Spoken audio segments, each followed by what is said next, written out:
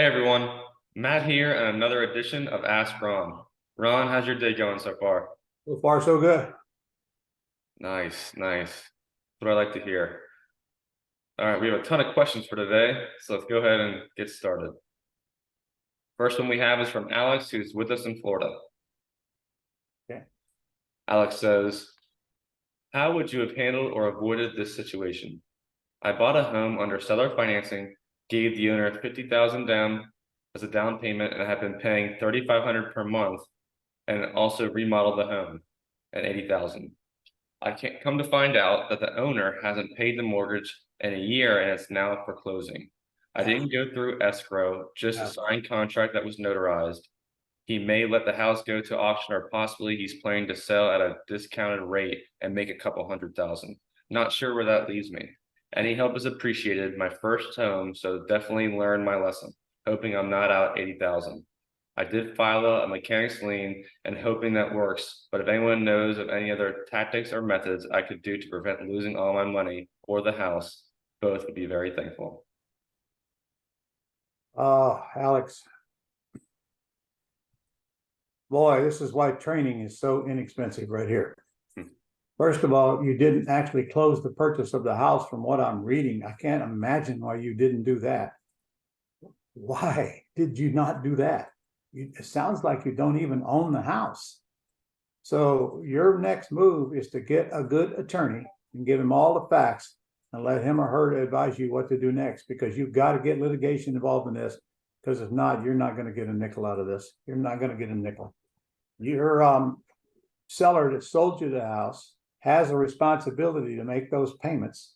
You can certainly hold them liable for that, but the fact that you don't even own the house, I don't know what you're going to do. Did you even have someone prepare a mortgage where he owes you, where you owe him this money? And did you, apparently you didn't even transfer the deed to the house, did you, Alex? Wow. Get an attorney. You need a litigation attorney, not a real estate attorney, and let them jump in and see what they can do, because I don't have enough facts, and this is going to be a legal case anyway. And yes, you're going to have to pursue it. And I don't know how it's going to turn out when your attorney will tell you the same thing, but then he'll have more information to advise you with. What a hard lesson. Wow. Yeah. And they think education is expensive. I was about to say, you said it best, Ron. That's why training is so important. All right. All right, moving on to the next question. We have Jerry, who is in Georgia. Hey, Jerry. Jerry says, I have a tenant buyer that is lease optioning one of my properties in Alabama. They have been good tenant buyers for the last year. I recently switched the insurance from the original owner and put the insurance into the name of my LLC. When they sent someone out to look at the house, part of their conditions for insuring the house were putting on a new roof. So I let my tenant buyer know, and they obviously are pushing back, stating that since they moved in, they've replaced the thermostat, fridge, and water heater. Though I understand they may not have the money to repair or replace the roof, it needs to get done. I do not currently have the cash flow to repair the roof at the moment either. What do you recommend to do in this situation? I recommend that you find the money to repair the roof, because if you don't, you're going to wind up in court, and gosh knows how that's going to turn out. Okay. I know your agreement says they're responsible for all the repairs, but all you need is a bleeding heart liberal judge to be the judge on that case, and they will probably rule for those folks in that home, because that is a pretty hefty expense to put on them. And I think I heard you say something in there that I want to comment on, but I forgot what that was already. So did you close this lease option with an attorney? And if the answer is no, for God's sakes, do not let this go to court. Find the money to put the roof on the house. You might be able to add it to the price, but it's going to come back on you to put that roof on there, because they've done everything that they were supposed to do. And I don't know how a judge will rule. Is that an unreasonable expense to expect them to bear or not? I don't know, but you don't want to test it in court. That is for sure. All right. Our next question is from Alex, who's also in Georgia. You know what? You might even find a company that will let you finance that roof.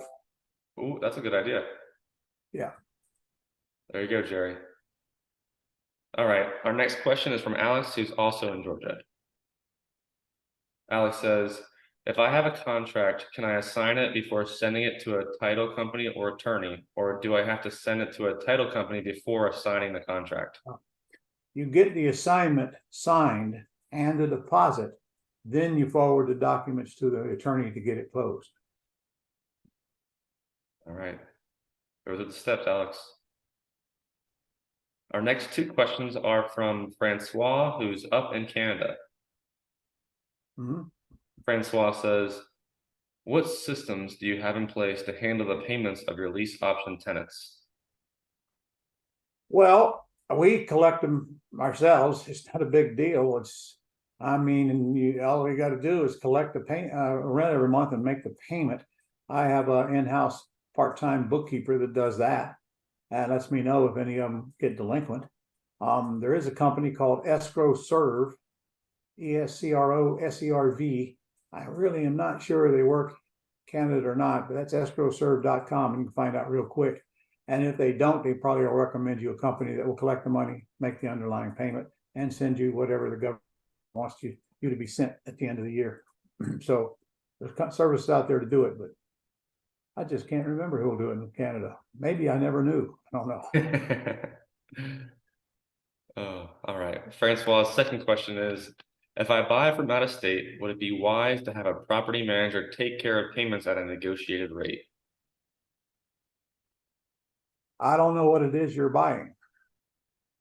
If you're buying a single family house, I can't imagine why you need a property manager. But that's assuming you're going to put a tenant buyer in there that gives you thousands of dollars as a non-refundable deposit. And when I get that, I don't worry about them because I just don't. I just collect the rent myself. And nowadays, you're in Florida and you're buying a house in California. Come on, pay the rent online. It ain't no big deal. And so it's taken all of the trouble we used to have in the old days. We had to actually send checks back and forth and that kind of thing. Remember that far back? Back in the day. Just don't do that much. Just don't do that much anymore. So it doesn't make any difference in that respect. It would be nice if you had boots on the ground, not a manager, but boots on the ground.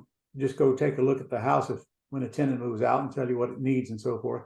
And frankly, if you don't know anybody in that city, you can get those on Craigslist or wherever, somebody to help you there, or you can call a local realtor there when you need them. And they don't have to list the house to do some services for you, and you guys figure out what that's worth because it ain't going to cost you much. But I'd kind of like to have some boots on the ground there. Yeah, that's right. All right. Our next three questions are from Marianne, who is out in California. Marianne. Marianne. The first part of her question is, can you give an example of what you say to a seller when you call them up to get a discount on your purchase price when you find out that your sublease tenant is cashing out before the term is up? All right, Marianne, I'll give you that answer. But before I do, you need to get out a recorder because you're going to forget it as soon as I say it. And I'm going to use Matt here. He's the guy that I've been paying for 3 years. And now he's got a tenant buyer in there. So he's the guy I got to negotiate with. So get your recorder ready. All right. While she's doing that, what's the second question? Second part is why the seller would agree on a discount. Because they're getting cash. Come on. Why would they not agree? Wouldn't you rather have cash today than payment spread out over a period of years? Okay. Now we're assuming that the seller is not aware that your buyer is about ready to close, because if they are, you're done. You ain't gonna get no discount. Okay. So you better make sure that your title company, whoever's closing it for your buyer, does not contact your seller for a payoff letter. You better make that very clear very quickly, because if they do, your seller will know that they're going to get paid off. All right. I mean, the third one. All right. The third one is, does it make a difference whether you did an owner financing or lease option deal with the seller? Yeah. If you did owner financing, that means they have a lien on the house and you're making them monthly payments. If you've lease optioned it from them, that just means that you are leasing it with an option to buy. Probably pretty close to the same approach, though. You still owe the seller money. So let's do that, Matt. You ready? I'm ready. I'm gonna call you up. Hey, Matt, Ron LeGrand here. Hey Ron, how you doing? Listen, I've been paying you payment on the house that I bought from you for about 3 years now, and I got some money coming in here pretty soon, and I'm trying to figure out what to do with it. And then I got to thinking about the people that I owe, and I want to work with them first. So when I get this money I got coming, would you rather receive some receive cash now, or would you rather I just keep making you payments for the next X number of years, whatever they are? No, I'd be interested in a cash payment now.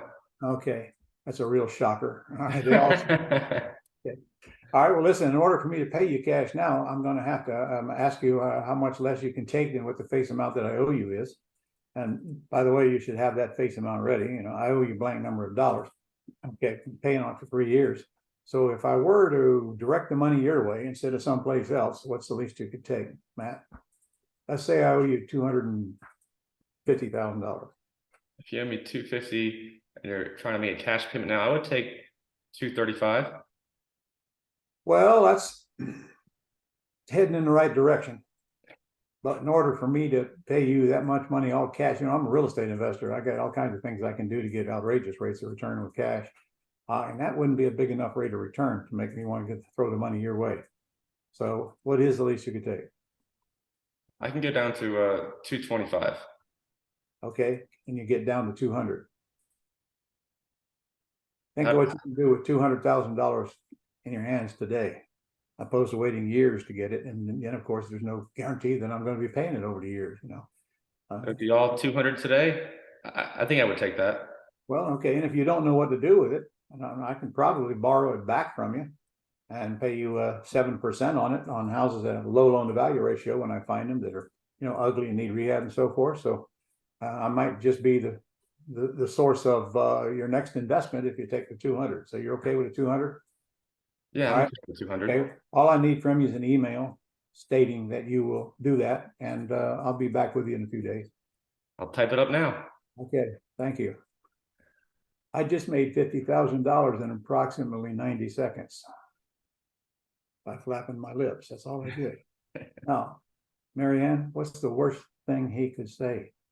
No, I don't want a discount. I don't ever remember one of them saying that, but on yours, they probably could, because it all depends on how you ask them.